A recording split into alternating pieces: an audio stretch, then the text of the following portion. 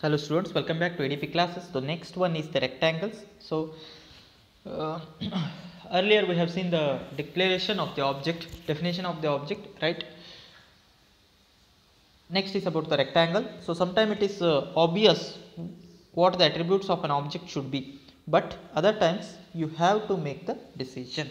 So for example, imagine you are designing a class to represent the rectangle. So what attributes would you use to specify the location and size of the rectangle? Okay, you can ignore the angle to keep things simple. Assume that the rectangle is either vertical or horizontal. This is the simplest way of creating an rectangle. So there are at least two possibilities. You could specify one corner of the rectangle or the center, the width and the height. So width and height is known, then you can compute the rectangle one if one corner is known means. And the second one, you could specify two opposing corners. That is the another possibility, right? So how to implement this?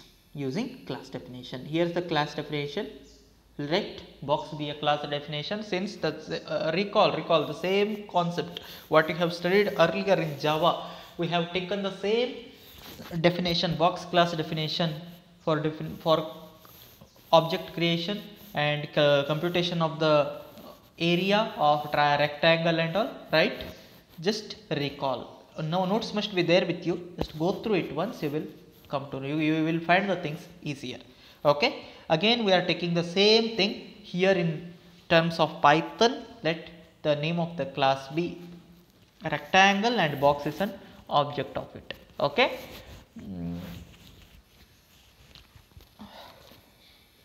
So this is the object diagram, width, height, and let the corner be.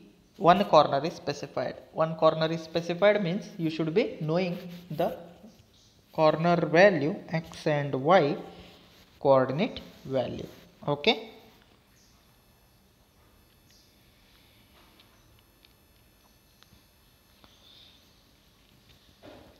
So this comment line tells you here class rectangle which represents the rectangle, class rectangle followed by colon. This is the syntax you should remember. So which represents a rectangle with attributes. What are the attributes? It will be having three attributes: width, height and corner.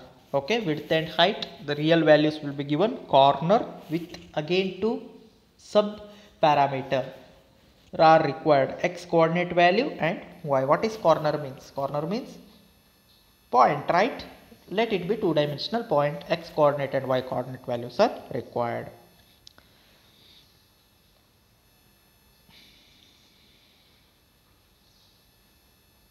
Okay, to represent a rectangle, you have to instantiate a rectangle object and assign the value to the attribute.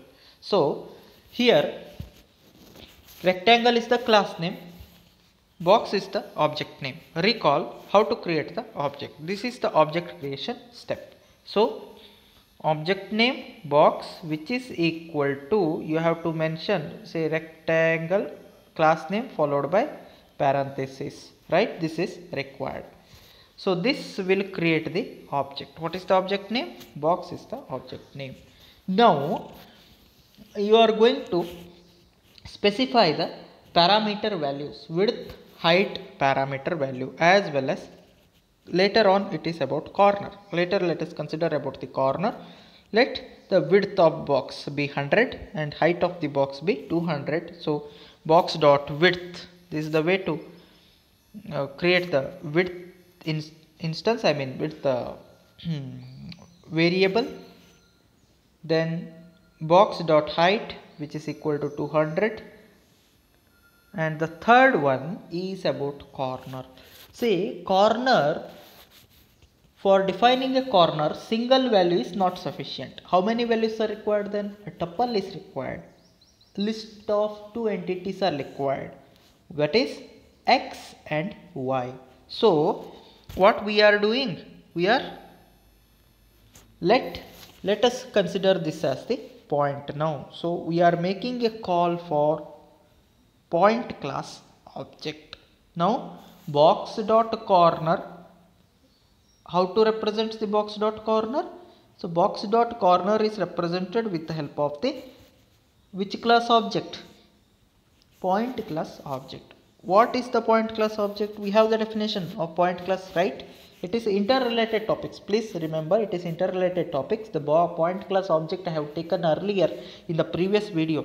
Those who have not watched my previous video, please watch. For your reference, I can show it here. Here only it is. See, this is the point class object we have defined earlier, right?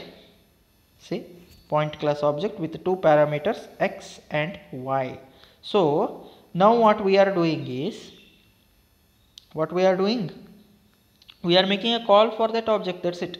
So we are making a call for the class point, which lets us to initialize x and y with respect to box.corner. Now we are initializing it to 0 and 0 respectively.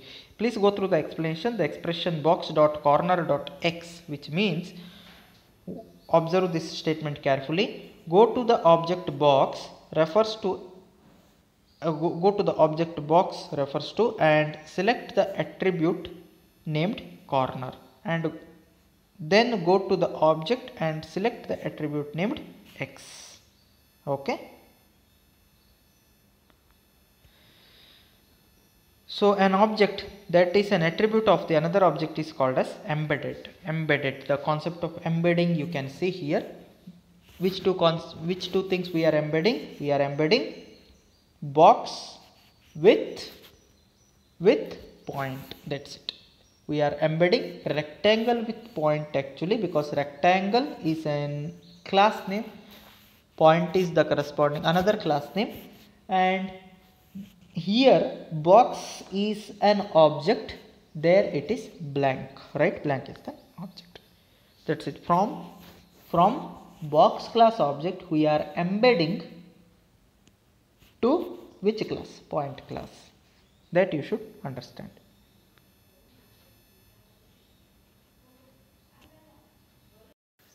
Next is about the instances as return value. So function can return the instance. Okay, function can return the object. It means. So for example, find center takes a rectangle as the argument and returns the point that contains the coordinate of the center of the rectangle. Please try to understand this carefully. So here find center is an, what is this? It is a df. Whenever it comes, you should come to know it is a what? Function. It's a function. This function takes, what is the argument? It takes an object as the argument. Let rect be an object. Okay. Then we are going to create another instance or object of the point class. How? Let P be an instance of the point class. Okay. So P dot x. What is P dot x? P dot x equal to, how we are initializing? So we are making a reference rect dot corner dot x, the embedding concept. What is rect then? It's an instance of the rectangle. Please try to understand. It is the instance of the rectangle dot corner of x in addition with the average value of width. So rectangle dot width by 2 is taken, since the midpoint you are taking, right? P dot y, which is equal to, again the embedding concept comes, rectangle object. From rectangle object we are accessing what? We are invoking the corner value of the point, that is y. So rect dot corner dot y with in addition with height divided by 2. And finally, this is important, what it returns? It returns the new value of x and y, because you are recomputing x and y, isn't it? This x and y is what? It's the point P, right? It is the point P.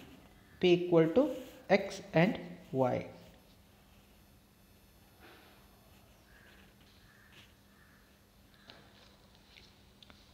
So here is the example that passes a box as an argument and assign the resulting point to the center.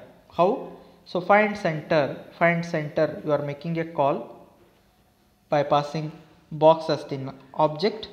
Okay, then you are making a call for print point center. This is the value. As the result it shows it. Just an example, try to understand. So very simple thing, concept of embedding you should remember. Your base should be strong. For if your base should be strong means you have to recall the classes and object concept from your Java, right? So however the syntax are slightly different here, but the fundamental or the base is the same what you have studied earlier, no, the same thing. Okay, here the concept of embedding you have to observe carefully. So from rectangle class, corner as the variable, so how it is taking the, or it is embedding with the another class, say box class object, or it is embedding with the instance or variable of the box of the point class. That you have to find how it does and all. If you understand that, then the concept will be easier for you. Okay, so the concept of mutability, objects are mutable. Let us see the concept of mutability in the next video.